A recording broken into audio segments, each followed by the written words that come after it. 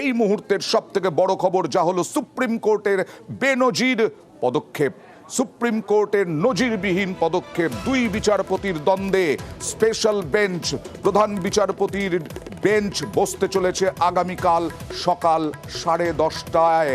এখনো পর্যন্ত যা খবর পাওয়া যাচ্ছে, গতকাল থেকেই আমরা দেখছি, গত পরশু থেকে দেখছি 24 এবং 25শে জানুয়ারি বিচারপতি অভিজিৎ গঙ্গোপাধ্যায় বিচারপতি সৌমেন সেনের দ্বন্দ্ব। এইবার কি বেনজির পদক্ষেপ জানবো প্রথমেই প্রতিনিধি অর্ণবের কাছ থেকে। অর্ণব,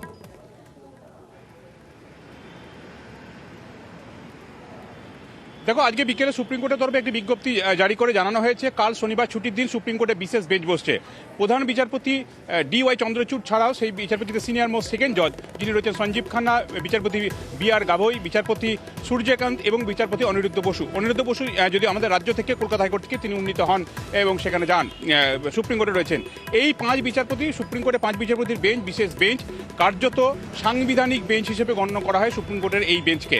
সেই সাংবিধানিক বেঞ্চ বসছে কলকাতা হাইকোর্টের 24 এবং 25শে জানুয়ারি একাধিক নির্দেশ, এই নির্দেশ সংক্রান্ত একাধিক ইস্যু তৈরি হয়েছে, বিষয় উঠে এসছে। এই বিষয়গুলি নিরসন করার জন্য বা এগুলি নিয়ে পদক্ষেপ করার জন্যই অন্তত যে কজ লিস্ট সুপ্রিম কোর্টে বিশেষ বেঞ্চে ছাপা হয়েছে আজ বিকেল 5:16 যা সামনে এসছে, সেখানে বলা হয়েছে সুমোটো রিট সিভিল অর্থাৎ স্বতঃপ্রণোদিত এই হস্তক্ষেপ করছে সুপ্রিম কোর্ট।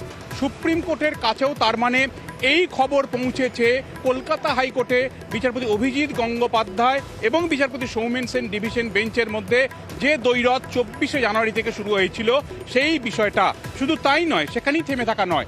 এই ঘটনার পর গতকাল রাত্রে আমরা দেখলাম বিচারপতি সৌমেন সেনের বিরুদ্ধে বিচারপতি অভিজিৎ গঙ্গোপাধ্যায় বিস্ফোরক অভিযোগ করার পর তার 8 নম্বর আদালত কক্ষে বিচারপতি সৌমেন সেনের ডিভিশন বেঞ্চ থেকে শিক্ষা সংক্রান্ত সমস্ত আপিল মামলা সরিয়ে নেওয়া হলো এবং এই আপিল মামলাগুলি দেওয়া হলো বিচারপতি তপব্রত চক্রবর্তী। আমি একটু জানতে চাইবো অর্ণব, যে বেনজির পদক্ষেপের কথা আমরা বলছি, সেই বেনজির পদক্ষেপে আগামীকাল যে বেঞ্চ বসতে চলেছে, তাতে মূল আলোচনার বিষয় কি হতে পারে এখনো পর্যন্ত?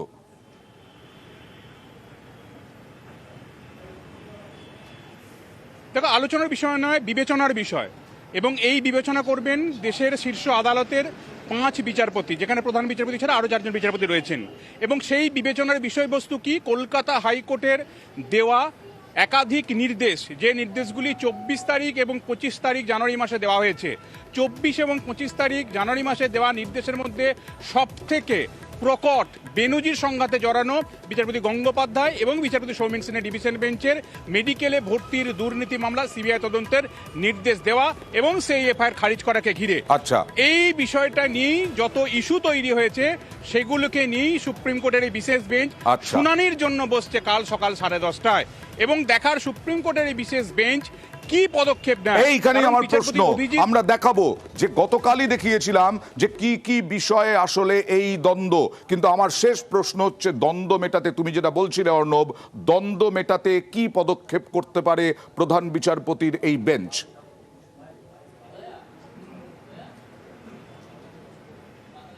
দেখো, দ্বন্দ্ব মেটাতে প্রধান বিচারপতির বেঞ্চ কি পদক্ষেপ করার থেকেও যেটা একটা অন্যতম অভিযোগ ছিল বিচারপতি গঙ্গোপাধ্যায়ের, যেটা শুধু মন্তব্য বা ওরাল পর্যবেক্ষণে আটকে থাকেনি, বিচারপতি অভিজিৎ গঙ্গোপাধ্যায়ের নির্দেশের মধ্যে যেটা একটা প্রাতিষ্ঠানিক সত্যতা পেয়েছে, তা হলো 2 বছর আগে বিচারপতি সৌমেন সেন এই কলকাতা হাইকোর্ট থেকে তাকে ওড়িশা হাইকোর্টে বদলির জন্য সুপ্রিম কোর্ট কলেজিয়াম সিদ্ধান্ত নিয়েছিল।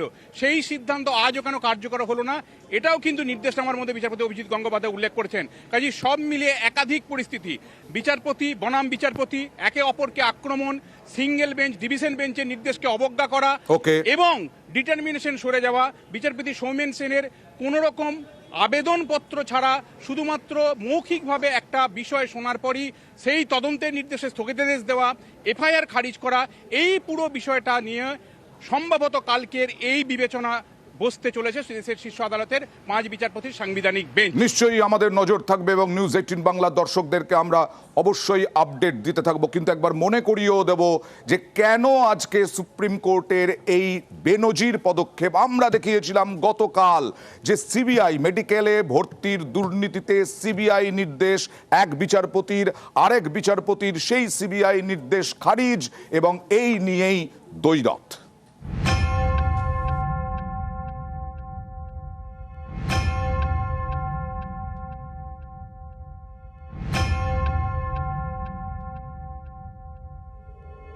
মেডিকেলে ভর্তিতে দুর্নীতির অভিযোগ, তদন্তভার সিবিআইকে দেওয়া নিয়ে এবার নজিরবিহীন দ্বন্দ্ব কলকাতা হাইকোর্টের দুই বিচারপতির।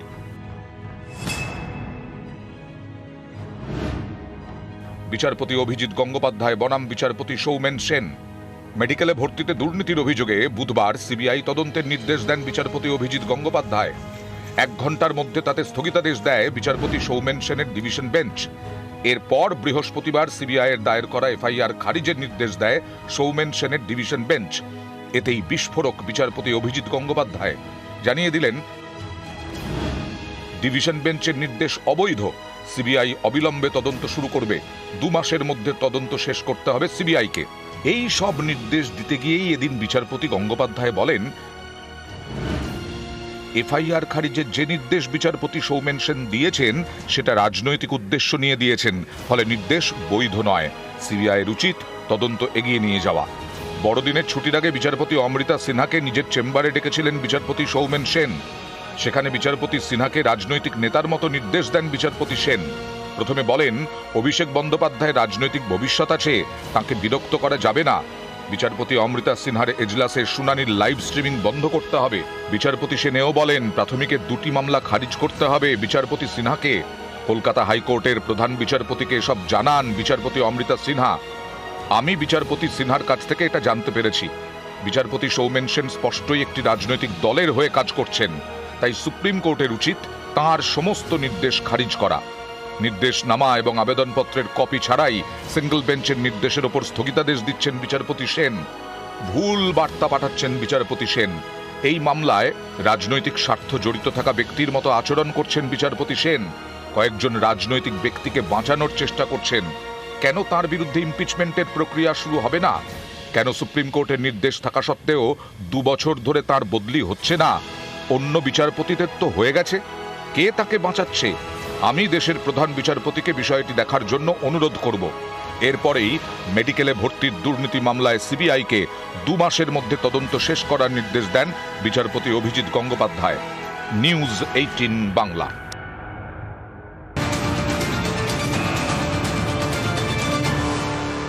আর এই দ্বন্দ্বের পরেই গতকাল রাতেই শিক্ষা দুর্নীতি মামলার বেঞ্চ বদল হয়ে গেল।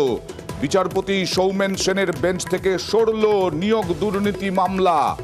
শিক্ষা সংক্রান্ত আপিল মামলাও সরল বিচারপতি সেনের বেঞ্চ থেকে। আর এই সমস্ত মামলা তপব্রত বিচারপতি তপব্রত চক্রবর্তীর বেঞ্চে। আজ থেকে নতুন বিচার্য বিষয় নির্ধারণ প্রধান বিচারপতি। আর এই সব নিয়েই আগামীকাল আবার আপনাদেরকে মনে করিয়ে দিই, সকাল 10:30টায় বসছে সুপ্রিম কোর্টের প্রধান বিচারপতির বেঞ্চ।